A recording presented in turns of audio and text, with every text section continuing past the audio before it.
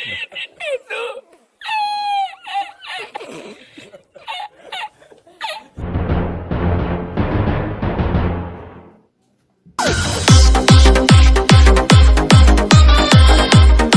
ବସନ୍ତୁ ବସନ୍ତୁ। ତ ଆପଣ ୟାର ବାପା?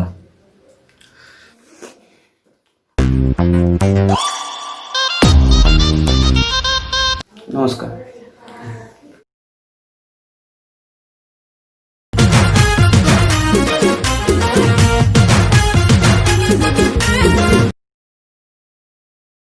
ତ ବହୁତ ଜରୁରୀ କଥାବାର୍ତ୍ତା ଅଛି, ଆଉ ତୁ ମଝିରେ ଜମା କଥାବାର୍ତ୍ତା କରିବୁନି।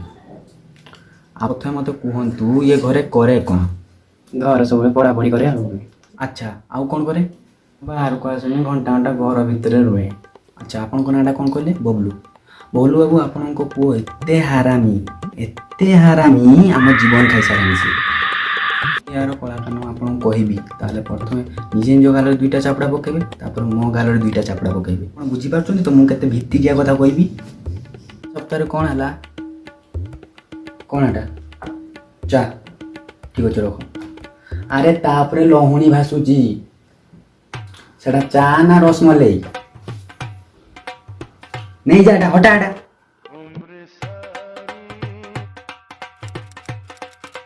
ଦିନ ପୂର୍ବରୁ ଷ୍ଟୁଡେଣ୍ଟମାନଙ୍କ ପାଖରୁ ଗୋଟେ ଫର୍ମ ଭରାଗଲା। ସେମାନଙ୍କୁ ନାମ ଆଉ ସେକ୍ସ ଲେଖିବା ପାଇଁ କୁହାଯାଇଥିଲା। ନା ଆଗରେ ସେ ତା ନାଁ ଲେଖିଦେଲା, କିନ୍ତୁ ସେକ୍ସ ଆଗରେ ତମେ ଆଉ ମୁଁ କ'ଣ ଲେଖିବା? ମେଲ୍ କିମ୍ବା ଫିମେଲ୍ ଲେଖିବା। କିନ୍ତୁ ଇଏ କ'ଣ ଲେଖିଛି? କରେଇ ଦିଅ। କ'ଣ କରେଇଦେବା? କରେ ପିଲାମାନେ ଧାର୍ମିକ channel, cartoon channel, sports channel ଦେଖିବା କଥା, କିନ୍ତୁ ଇଏ କ'ଣ ଦେଖୁଛି? ବିଷ୍ଣୁ ପୁରାଣ।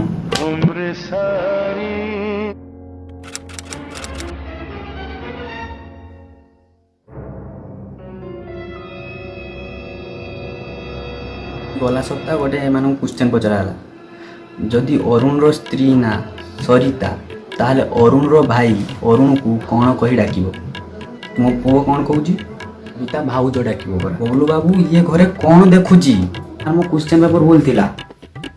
40ଟା ପିଲା ଭିତରେ କେବଳ ତହରି ପେପରରେ ଭୁଲ ଥିଲା, ସେ ବି ପୁଣି ସବିତା ଭାଉଜ ନାଁରେ। 2ଟା ସାଙ୍ଗ ଅଛନ୍ତି, ସେମାନେ ବି ସେମ୍ ଉତ୍ତର ଲେଖିଛନ୍ତି। ମାନେ 40ଟା ପିଲା ଭିତରେ କେବଳ ତୁମ 3 ଜଣଙ୍କର ପେପର ଭୁଲ ଥିଲା, ସେ ବି ପୁଣି ସବିତା ଭାଉଜ ନାଁରେ। ଯଦି ଗୋଟେ ପିଲାକୁ ପରିସ୍ରା ଲାଗିଛି, ତାହେଲେ ଆଉ 2 ଜଣ ପିଲା କ'ଣ ପାଇଁ ଯାଆନ୍ତି? ତାର ଧୋଇବାକୁ। ଇଂଲିଶ କ୍ଲାସ୍ରେ ଗୋଟିଏ ସେଣ୍ଟେନ୍ସ ଲେଖା ହେଇଥିଲା, କୁଲ୍ ବ୍ରିଜ୍, ଇଏ ଲେଖୁଛି କୁଲ୍ ବ୍ରେଜର୍। ଆପଣ ବିଶ୍ୱାସ କରିବେନି, ଯେବେ ବି ୟାର ଆନ୍ସର୍ ସିଟ୍ ମୁଁ ପଢ଼େ, ମୋତେ ଲାଗେ ମୁଁ କୌଣସି ଗୋଟେ ପ୍ଲେ ବୟର ମ୍ୟାଗାଜିନ୍ ପଢ଼ୁଛି। ଚାରିଆଡ଼େ ଅଶ୍ଳୀଳ କଥା। କେମିତି ପିଲା ଇଏ?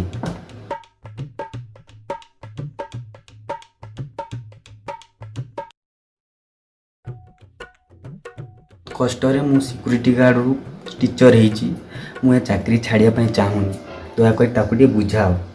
ଆପଣ କୁହନ୍ତୁ, ଚାନ୍ଦର ପ୍ରଥମ ପାଦ କିଏ ରଖିଥିଲେ? ନୀଲ ଆର୍ମଷ୍ଟ୍ରଙ୍ଗ। ତାହେଲେ ଦ୍ୱିତୀୟ ପାଦ କିଏ ରଖିଥିଲେ? ସେ ବି ରଖିଥିବେ, ଆଉ କିଏ ରଖିବ? କାହିଁକି? ଚାନ୍ଦରେ ଯାଇକି ନେଙ୍ଗିଡ଼ି ନେଙ୍ଗିଡ଼ି ତ ଯାଇପାରିବେନି ନା।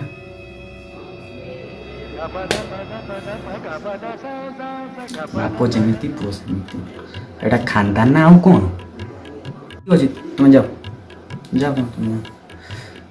ବେ ଚାହା ମାଗିଥିନି ବେ, କେବେ ଆସିବ? ଆର ବର୍ଷକୁ।